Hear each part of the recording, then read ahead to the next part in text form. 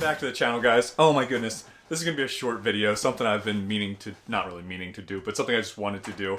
Kind of show you a fun gun shop find. Obviously from the title and the picture, you know exactly what this is, so we'll dive right into it.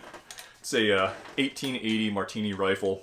Guys, I fell in love with this rifle as a kid. I watched the movie Zulu.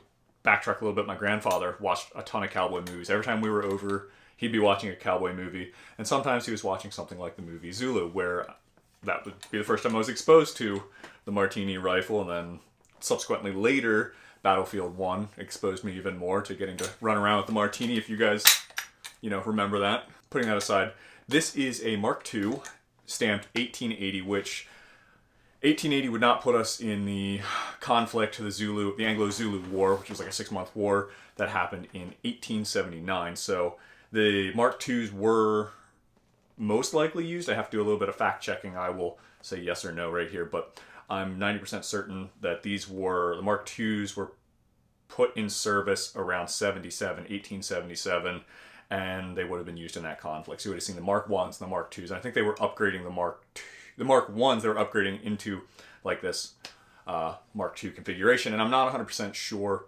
what that all entails. I'm still really new to these rifles, but this is an amazing piece of history. I'm super glad I picked it up. All right, so we're gonna go over this rifle real quick, just front to back. We'll start up here at the muzzle. We've got what looks to be a cleaning rod. I'm not quite sure how it's captured. It is just chilling in there. So. Alright, cool. I actually haven't gone too much over this. It does look like it's tapered in a way, or flared with a notch, and I'm assuming that's to get caught in here. Oh, I see exactly what that is. So, oh, it's supposed to chill almost right like that. Okay, cool. So there's your cleaning rod.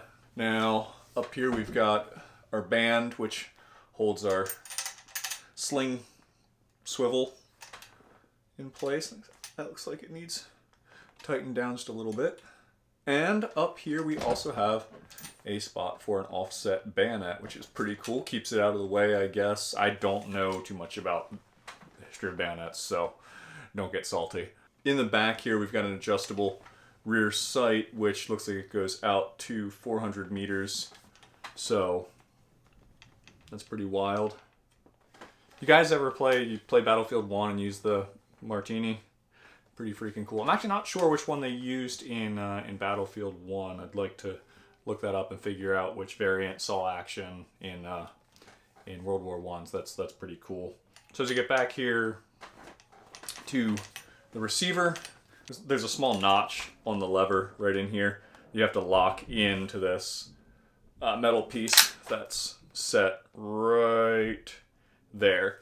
And it locks it in place with this little notch, so it takes a little bit of getting used to. One really neat thing about the Mark IIs is this thumb rest that they had. So subsequently, stick your thumb right there, which is kind of like, those long range shooters not wrapping their thumb, so it gives you this like really cool thumb rest, which is kind of a cool feature for the time period. So I'm assuming I'm missing the other sling attachment point right down here on the trigger guard. I have a feeling that's where the other one goes, because I'm not seeing anything else back here for that. And I guess it would make more sense with this setup to not have your sling running to the back of the rifle, because it could potentially get in the way of loading the rifle. So keeping it up here would make kind of a little bit of sense. I'm gonna do some research on that. Okay, yeah, can confirm there is supposed to be one right here. It did not come the whole way to the back, so cool. So my rifle, unfortunately, appears to have a broken rear sight right here, but that's no big deal. It'll be all right. And obviously the chambering is a .450 by 577, which I actually have one lying around. Give me 1 second.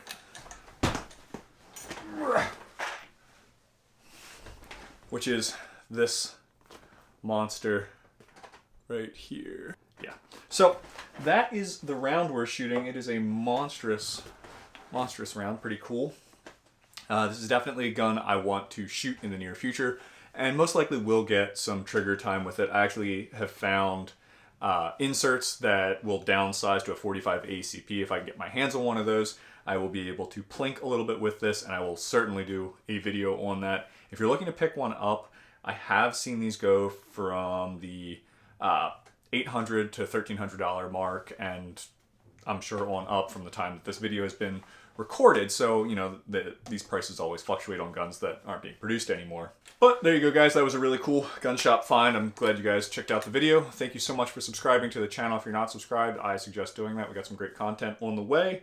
And as always, I will catch you on the next one. See you guys.